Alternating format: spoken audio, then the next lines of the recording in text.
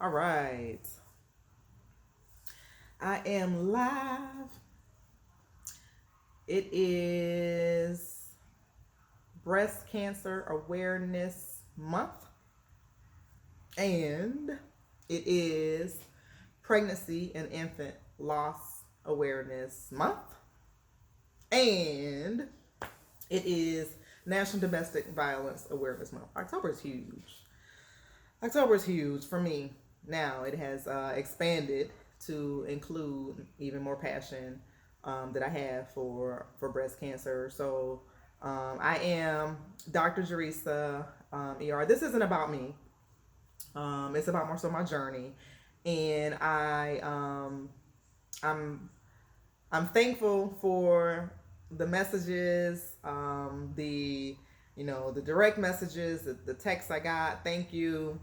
There's two in particular. There's two in particular that I want to share because they they helped me. Because as I said, I really didn't want to share this journey.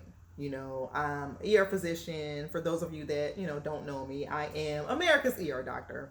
But right now, I'm going through my own journey, my own storm, if you will, and being told, that I likely have cancer, and dealing with that. How do you deal with that?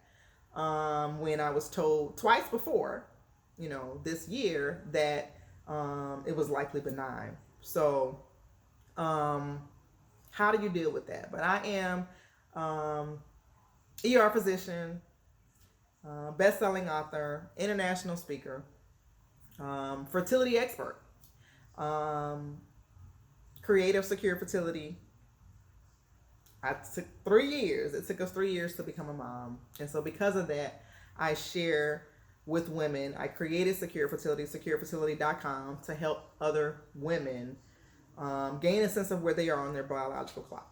We did that through our app, Secure Fertility. And so I talk a lot about health conditions, emergency room visits, fertility, but I did not know that it would get to a point where I would be faced with this and be tasked with sharing this journey because um, again, it was supposed to be benign.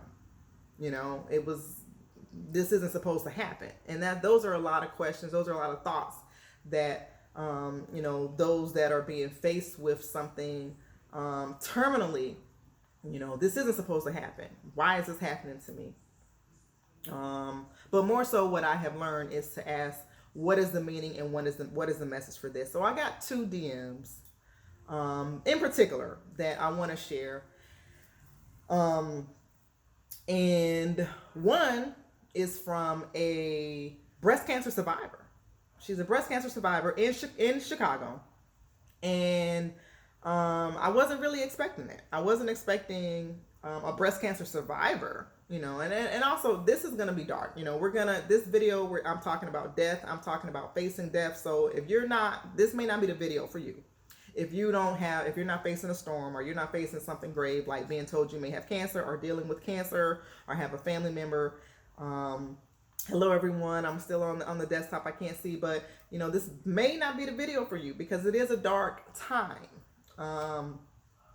But she is a breast cancer survivor, and she inboxed me, not DM, that's Instagram. She inboxed me in Facebook and said that I was helping her. Well, she literally said us, meaning her and her other friend that is a breast cancer survivor. And I'm like, what? Capital us, US, really? Me? Like, I'm helping, breast cancer survivor. And so I thank you for the message, because as I said, I didn't necessarily want to share this journey, but I have been called to share this journey.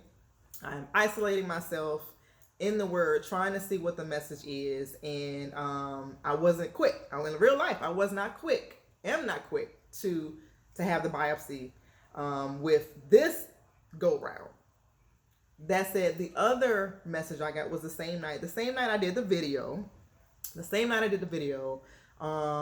I got a text message from someone that has their best friend. Their best friend had been diagnosed with stage 4 cancer, stage 4 cancer, and trying to see, what do they do? So when they reached out to me, I said, you know what? Look at the video. Look at the video, because the video is more so for, those patients that are facing something grim, facing something like cancer. And so that person looked at the video, whereas I do talk in the last video, I talk about how cancer can be a gift of goodbye. As an emergency room physician, and I actually have that shirt on now. As an emergency room physician, we deal with death a lot. We pronounce death. We bring people back, God willing, and so in this position, and also as a physician that has dealt with death, it is a gift of goodbye. It is a gift of goodbye. And I mentioned that to them, and they also were able to see the video. They were able to call that person that has stage 4 cancer that night, talk to their family, and let them know about the video. And that person died the next day. The person died the next day. The family did say that they were able to start the communication, start to say goodbye, start to reflect. But he had been given weeks to live. So this is who this is for. He had been given weeks to live. Only been diagnosed within the last month. And he died the next day. He was able to say goodbye. So thank you for those 2 messages. As we talk about cancer awareness and dealing with it. We are giving away 10 mammos. That's something that myself, my husband, the other Dr. Berry, Adam Berry, we have chosen to do with our practice. We're able to do it. So if you know someone who is uninsured in the state of Florida, in South Florida, you can give them my email, drjerisa@gmail.com. We are giving away 10 mammos. We do the same thing regularly for pap smears, which we will do in January. So we do give away, and I am giving away, we're happy to give away 10 mammograms for those people who are uninsured and that cannot afford, $150, $200 to go ahead and have their mammogram. I have a friend that is deceased due to cervical cancer because she did not have the means to get her pap smear at that time. And so we are giving that away. So in this video,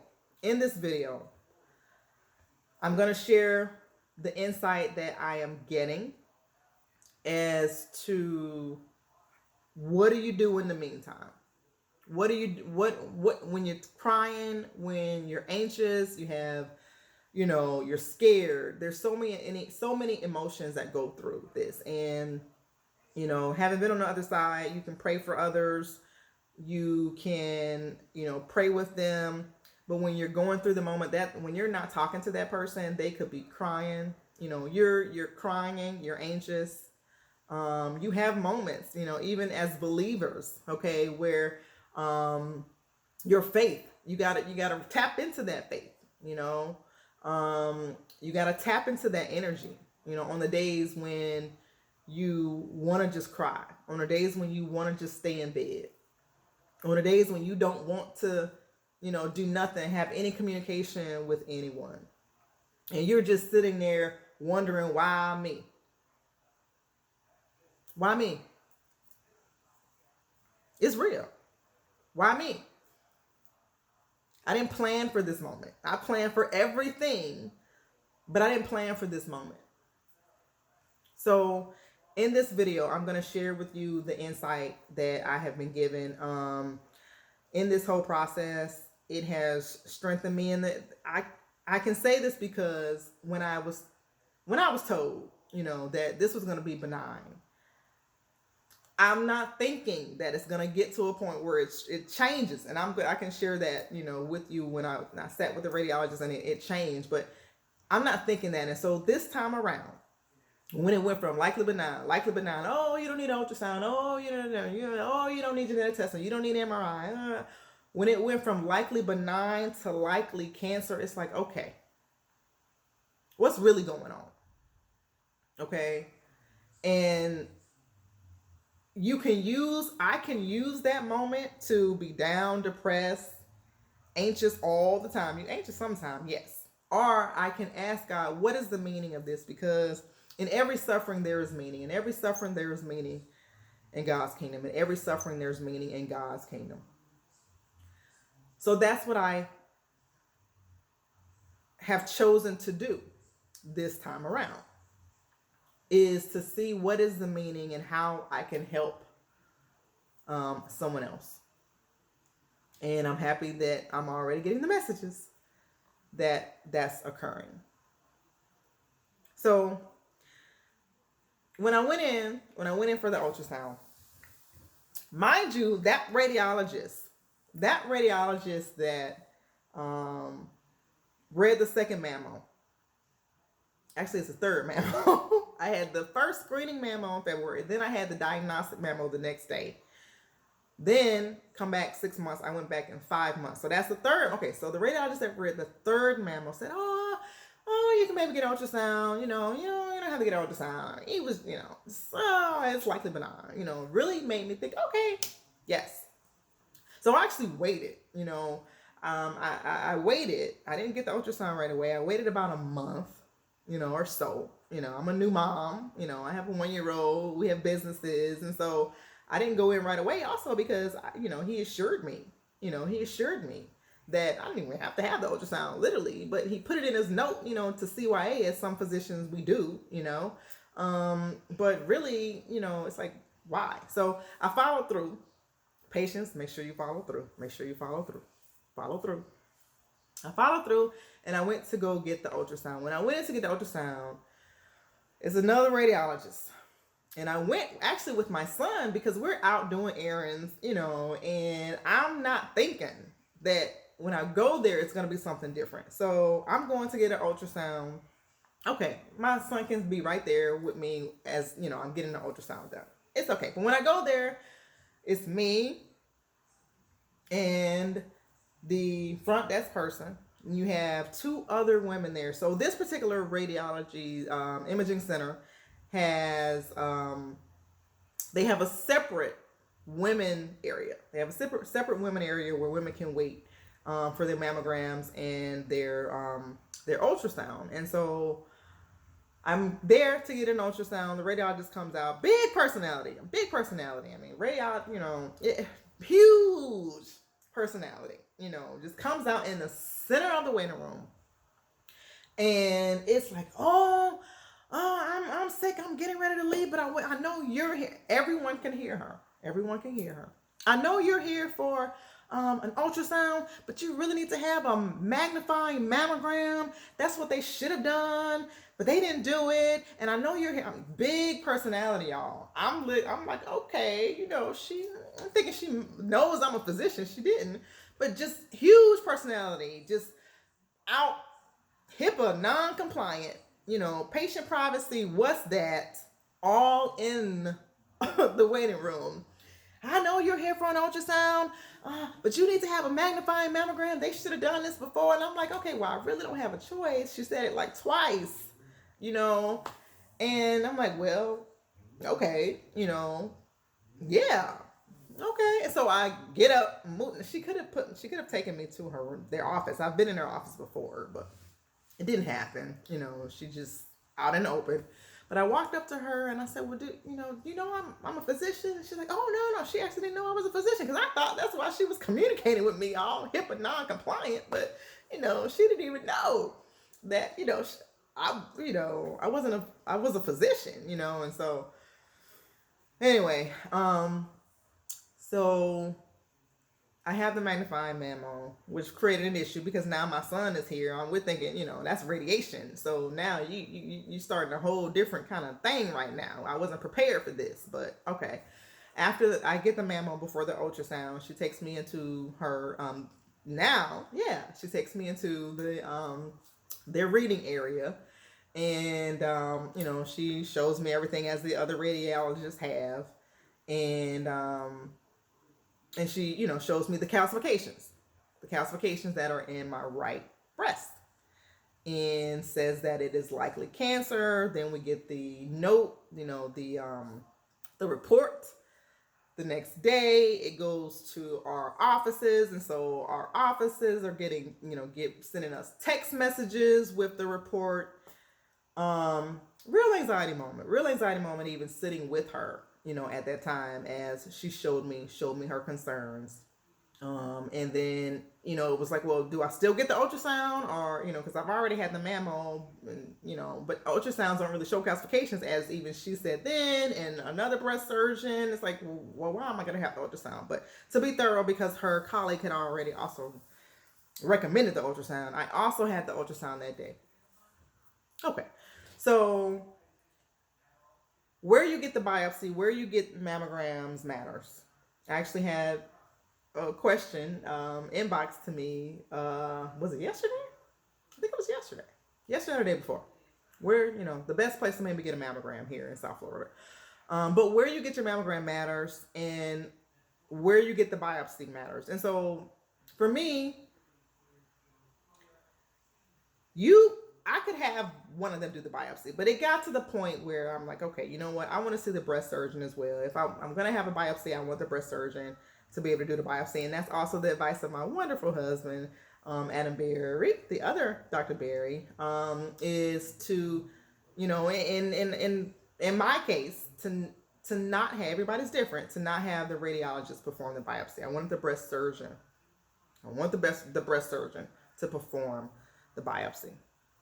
And so where you get the biopsy matters. Where you get biopsy, where you get testing matters. It matters. And so when I was told that I had a thyroid mass, and this was about a year ago, about November or so of last year, my son was really just about 3 or 4 months. I went in to get my ear checked, and ENT specialist Dr. Webster examined my neck and found that there was a lump or mass there. So things happen fairly quickly, because that's just, like I said, I just wanted to happen quickly. But this time around, I wanted to. It can't happen quickly, and usually it doesn't. A lot of times you're waiting for these appointments. You're waiting to see a specialist. That appointment could be 1, 2, 3 weeks, to see a specialist. And so things don't necessarily happen quickly. So what are you doing? What are you thinking during that time to really build yourself and get through? Because when I had my thyroid biopsy, I had the ultrasound the next day. I saw the specialist the next day, the endocrinologist who wasn't seeing patients. I called her like, you need to see me. And then Monday, because that was Thursday, Friday, Monday, I was getting a biopsy. So you don't really have time to prepare. You don't really have time to really think about, what is happening. And so I think I've been forced to do that this time around. And so the insight that I have that has helped me is helping another. I have a friend that actually right now also is going through testing, not for breast cancer, but for another likely cancer that they have been told, and they're going through testing. And so when I mentioned also to her that asking when is the biopsy, that I was waiting for the biopsy, and what I'm doing, praying, meditating, and I'll talk about some of the other rituals that you can do. But when she also started to do it and say, you know what, this, because she had some time between her appointment, and so what are you doing? How are you building yourself? What is the mindset that you're developing at the time? Are you just pity, oh me, oh my, staying in bed crying? Or have you gotten to the point where, you are okay in moving forward and getting out of bed, and showering, Are you okay with that point? Or are you just, woe is me? And so When I mentioned to that my friend that I was doing this, and when she also started doing it, she said, "Wow, this really is helpful because it takes your mind. It kind of takes your mind off of the possible result while you're going through it, and you're able to just build and still live, but while you're living, build your foundation, build your spirit, build your faith." And so I know that it's important because it has already helped the other person I know. So in Florida, that's where we live. We live in Florida now. Hurricanes, disasters happen everywhere. Disasters happen everywhere.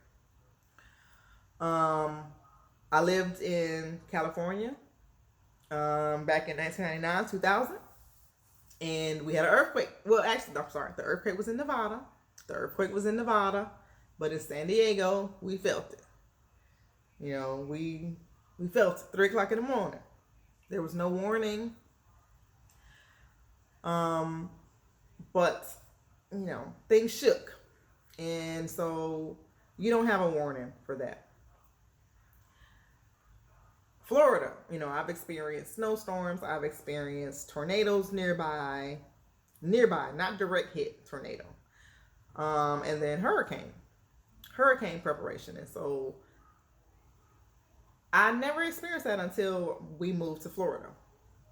And it can be chaotic. And that's why I'm mentioning the hurricane preparation that a person that's facing cancer or facing a grim diagnosis or facing a negative prognosis, how you can use that time. Okay, this is the video for that person. And if you know someone that is facing, something so grim like cancer or a terminal illness, you definitely want to share this video. I'm liking the time to the hurricane disaster preparation, because disasters hit. Some you get a warning, some you don't. Hurricanes, same thing.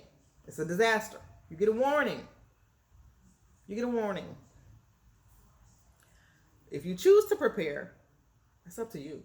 There are some people that,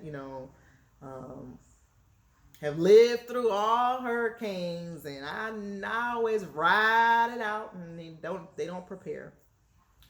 But there are many of us who take the time to prepare for that storm, who take the time to prepare for that disaster, whether it is, getting water, getting gas, because you run out of gas. Lord have mercy. Water, dry goods, bread. You're preparing. That storm is coming, and you have a warning. You don't, the tornado. You may get a hour warning. Earthquake. You don't get a warning. Death happens to us all. Again, if you are not experiencing anything grim, this is not the video for you, because I will be talking about death and dying. To prepare for the hurricane, to prepare for the storm. It's powerful. It's powerful to be able to have that warning. And so, this past hurricane season, as you know, Bahamas was hit hard. Florida was on the verge. Oh my gosh. South Florida was on the verge for so long. The weathermen, you really didn't know where this hurricane was going to go, until the last minute. You really didn't know where that storm was going to go. And so a lot of us in Florida were on pins and needles, just like, where is this going to go? So that way we can be ready. because we had a warning. We had a warning that the storm was coming. And so I encourage, those that are experiencing um, illnesses, um, bad prognosis, is to see it as a warning, to see it as a moment of preparation, to see it as, yes, a gift of goodbye. So what do you do in the meantime? What do you do when you're having a moment from crying? You're strong. I'm faithful. I'm a believer. But yes, you do have moments where you got to tap into that faith. As one thing my mom said, and one thing my mom, says regularly, sometimes is, as believers, as Christians, we wake up and we say, oh, thank you, God. Let today be a great day. And thank you for this. And it's going to be a wonderful day. Please, happy, joy, but what she says, and I love it because, when you wake up, sometimes you really got to arm yourself, because the enemy is there. The enemy is out to attack you. He comes to what? Kill, steal, destroy, And so to have yourself more so equipped and ready, my mom's like, oh, you need to wake up saying, God, I know, be with me, because I know the enemy's going to want to distract me today. I know he's going to want to attack me today. So, arm me, equip me with the ability to be able to get through this day, God, and all that you have in store for me. And we know that, of course, God allows, many things. Satan, the enemy, cannot do anything that he doesn't allow, which also means that every suffering has meaning. Every suffering has meaning. For me, what are my scriptures? When I'm going through this process, I want to ask myself, I want to make sure I prepare myself with scriptures. In the last video, I mentioned those scriptures, but, I want to arm myself with the scriptures. The other second thing is the song. What is my song? For me, what is it that I can hum when I'm feeling down? What is it that I can, play when, I'm crying and I just need something to latch onto that will snap me out of this moment of anxiety, is a song, So what is the song going to be? For me, it's William Murphy, Everlasting God. Who's my support? I do recommend you tell at least two people.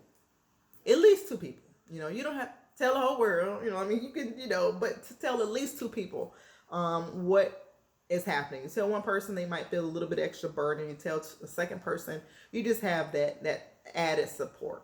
You may not, you will not. You feel comfortable telling everyone, and that's okay. But I do recommend going through the process to tell at least two people. And the other thing I recommend is developing a ritual. And that ritual could be anything. The ritual could be, it could be a daily reading, it could be journaling, it could be going outside. For those people that are going through it, to be able to just get out of bed is a struggle. To be able to get out of bed can be a struggle. Ask your loved one, have you gone outside today? Or go outside. We're in Florida, it's hot, if you're in a cold environment, even just going next, to an open window, to just be able to see outside, because I know it's cold. We're in Chicago, it's cold everywhere else but Florida right now. But to be able to go outside, it is a such thing, because sundowning, as I mentioned earlier, seasonal affective disorder, when you lack that visibility, that sunlight, it can affect you. And even just, going next to a window, even, those of us who have, loved ones in nursing homes, facilities, you can request them to take your loved one outside, or you can request them to put them next to a window sometimes, because there is a difference. It makes a difference, with mood, to be able to see the sunlight. All right. So, that's key also, for those that have loved ones in nursing homes, is to request that, that they go outside, once a day, or, every other day, or be next to a window. because um, that change in environment alone can help your mood. It can help your outlook. It can help your outlook to be able to have that different view. Um, the last thing I'm going to say is complaints. Right now, when you're going through, you're waiting, you're waiting for the appointment, you're waiting for, the biopsy. It's easy to, woe is me. It's easy to say, to complain. You start complaining, you say one complaint, and then it's another complaint, and then it's another complaint. And so to gain control before you spiral out of control is important. So it's hard. It's tough. It's tough to not complain. It's tough to not be scared. It's tough to not feel anxious at times. That is normal. That is normal. But how you get through it? How do you get through it? How do you stop crying? How do you choose to get out of bed? How do you choose to stop complaining and be thankful for something? Even a ritual could be, I mentioned about, daily word, going outside, journaling, writing something on the mirror that you're thankful for every day. You know, some people may not go outside, but you're going to use the restroom, right? So, when you look in that mirror, write something there that you're thankful for.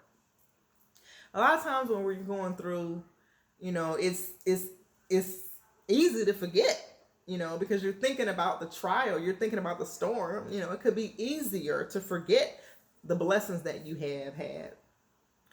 And so writing that down is another thing. It is another fifth thing that you can do to take control of the complaints, to take control of the negative mindset. That's natural. The negative, the doubt, the fear, anxiety is natural. Is to write something down that you are thankful for every day. Every day it has to be a ritual. Every day. So real life, I had decided to wait for the biopsy and allow time for the meaning, the message to come about, to be able to share this journey, which I didn't expect to even be in this journey, so that way it can help someone else. This Breast Cancer Awareness Month, this has now been my focus this month. In addition to Pregnancy and Infant Loss Awareness Month. So we are giving away mammograms again. Dr. Jerisa at gmail.com, DRJERISA at gmail.com. If you know someone in South Florida that is without insurance and that needs to have a mammogram, January we give away pap smears. Same email. We'll be doing that as well. So thank you to everyone that has text. Sometimes elevation requires separation. I appreciate the text, and I appreciate the messages that you all are letting me know that this is helping, is helping you. So all suffering has meaning. All suffering has meaning. And use that time to develop your outlook. Develop your outlook for dealing with the result. You don't know. We didn't know if the hurricane was going to hit us or not. but what you do during the waiting for the appointment, what you do while you're, waiting for the biopsy to strengthen yourself, to be able to withstand is important. It is important. And it can take you a long, long, long, long way. Cancer, it is the gift of goodbye. It is the gift of goodbye. It is the gift of goodbye. As an emergency room physician, yes, this is the shirt I've had on today. Regular physician here, ER physician here, because we like, because we deal with a lot. We deal with a lot. We deal with death. We deal with those people who, the family did not get an opportunity to say goodbye. So it is a dark time. This is a dark video, but there is message, there is meaning, and there is a benefit. See the benefit. See the benefit. See the benefit. As my dear friend saw last week. Last week. He died the next day.